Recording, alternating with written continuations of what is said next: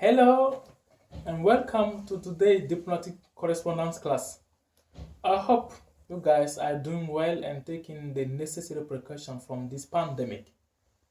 And I know that I believe you really like the first video I made, and that's why you request from for the second video.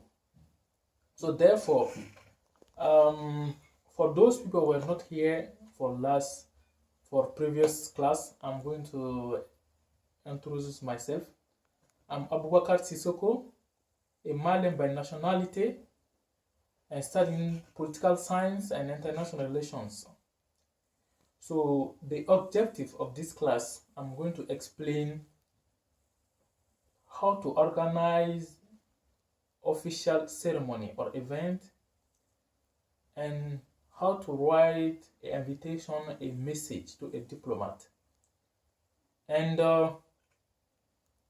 what are diplomatic privilege?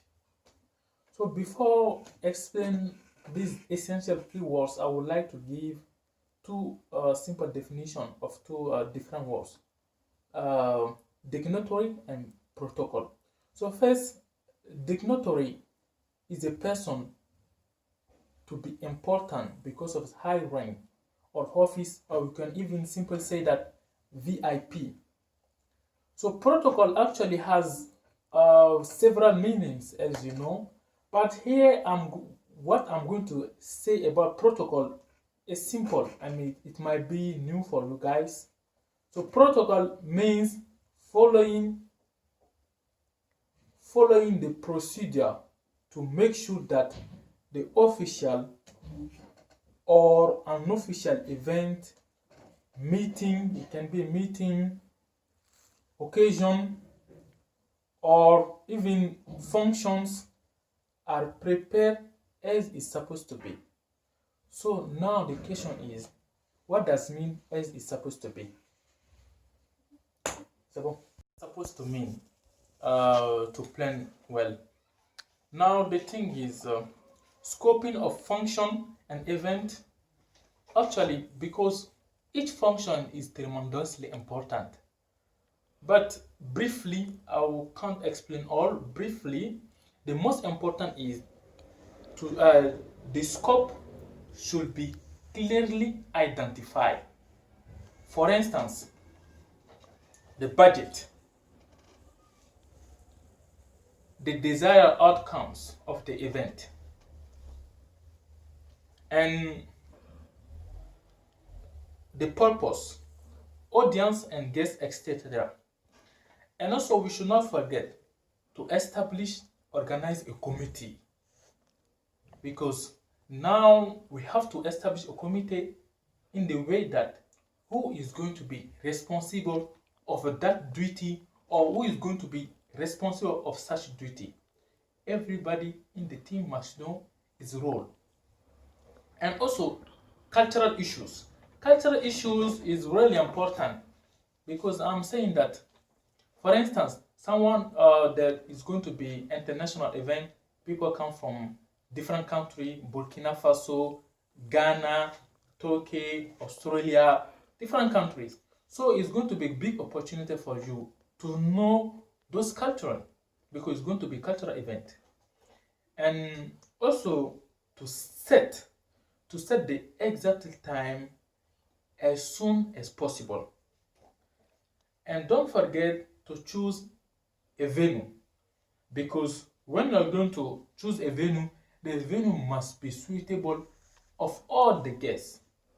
For instance, if you are inviting people with disabilities, make sure that the place is easily accessible.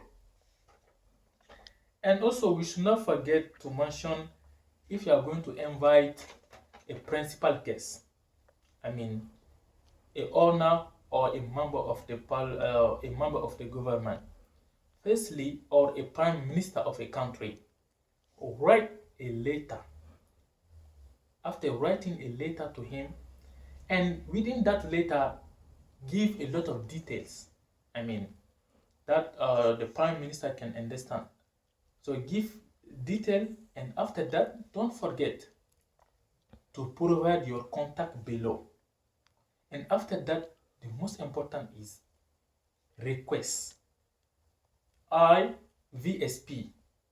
Actually, it is the French abbreviation, which simply means répondez s'il vous plaît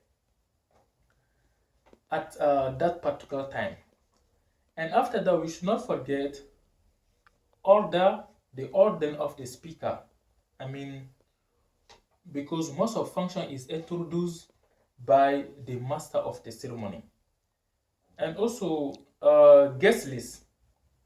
Actually, you have to have a guest list. Who is coming, who's not coming. You have to make sure that all the relevant people are inviting and they are attending the event. And you have to consider more the high rank, as I said in the beginning, dignitary people. You have to consider them more and more. And as I said, although the relevant people are coming from different countries, you should not forget to make sure that the security is very important. So the security arrangement is really major consideration you have to do. And special equipment, it should not be, because actually it's going to be a special event. So every staff or equipment, furnitures, or table, even red carpet, they should be special, because the relevant people are coming from different countries to attend this event. And the last part of this organization, you should not forget, for this 21st century, photograph, taking selfie, or you have to put that in your timetable. But before taking picture of anyone, you have to ask permission. You have to know their consentment. You have to ask them whether they want to take picture or not, whether with group or without group. Thank you. It's okay. Continues to our the same topic. Actually, we are in the section of message and invitation.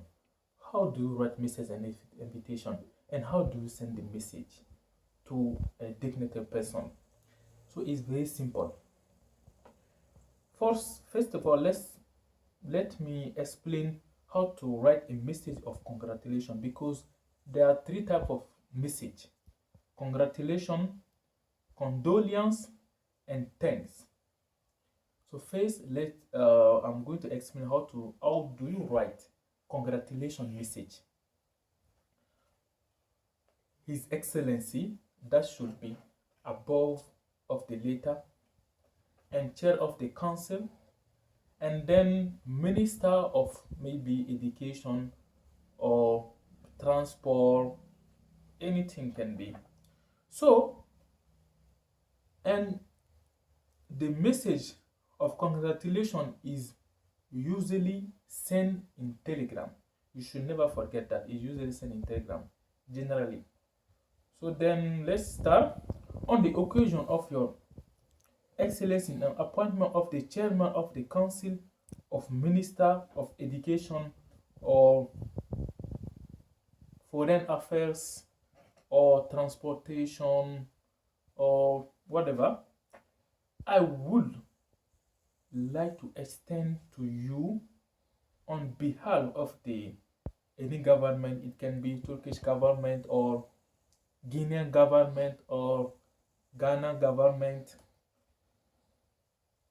and myself, my sincere congratulations and best wishes of success in your high mission.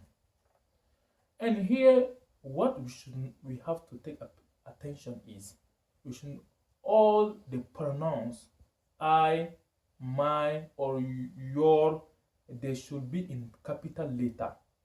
If you write into a diplomat, everything must be in the capital letter.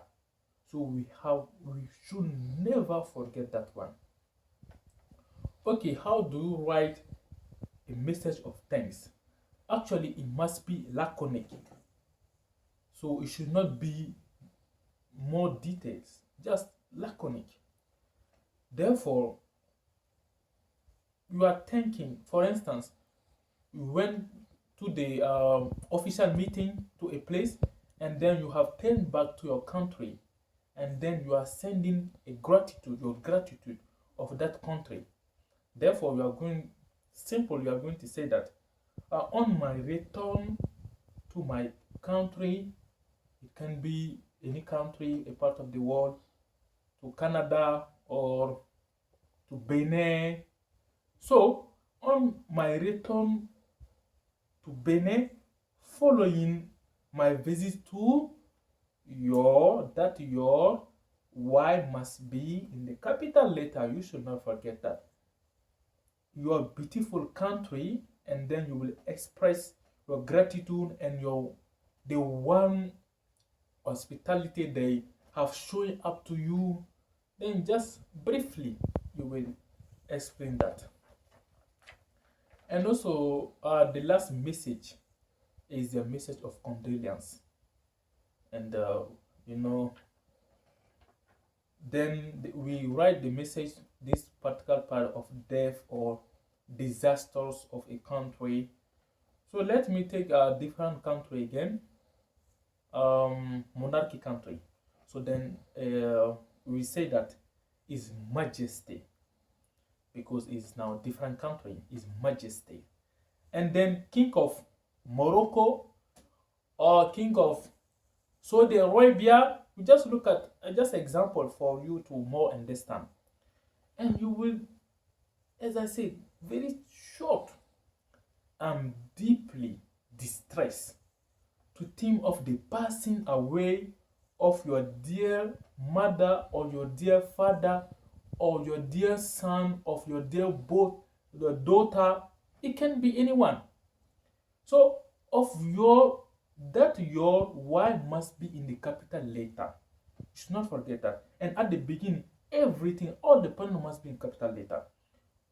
Of your dear mother, and you will mention the name or the single or type of the person. After that, on this said occasion, I would like, on behalf of any country, it can be again Afghanistan or Pakistan or Ghana, any country you can mention. Okay, on behalf of the Afghanistan nation and on my own, because after saying the country, you have to following directed by your own, and therefore you have to say, and on my own, to convey your majesty and to the grieved members of the family as well as the people of, it can be anyone, and then my heartfelt condolence and my deepest sympathy. Actually, the message should be very short. Of course, you can write different type of condolence message. That is just the last part of this invitation. So now invitation should be sent out 2 or 3 at least before weeks. Then invitations are generally written in the third person and formally in the following style. Address must be below, and then RVSP, which is actually French abbreviation, and it means répondez s'il vous plaît. It should be down, which means you are requesting a answer from a diplomat. C'est bon. Obviously, not the least. What are diplomatic privilege? Actually, not everybody can benefit diplomatic privilege. So now, who can benefit diplomatic privilege and immunities? Diplomat can benefit diplomatic privilege, and international government organization, the people workers, they can benefit diplomatic privilege. So now, because of lack of time, I will just try to summarize of some of the benefit of diplomatic privilege. So some of them are taxes. They will not pay taxes. And some people they ask, can they be arrested? No, a diplomat can never be arrested in foreign country because according to Vienna Convention in 1969, because of this agreement, none of diplomat can be arrested. Not only a diplomat, also in international government workers, they cannot also be arrested in the foreign country. So they will not pay taxes, and apart from that, they cannot be prosecuted from a different country, and also they have diplomatic plate, because in the car when when they have a diplomatic card, because most of them they bring their own car from their own country. So whenever you see a diplomatic car, you will obviously differentiated is not the country car. So they cannot, a police cannot arrest those kind of car. So now a diplomat is also a person who who has immunities. I mean, he's in the country and can do a bad thing or anything, and then nothing can happen. So actually, because of lack of time, I will try to stop here for today. And please, if you have any question to ask me, don't hesitate, please, because I'm here for that. Thank you for listening.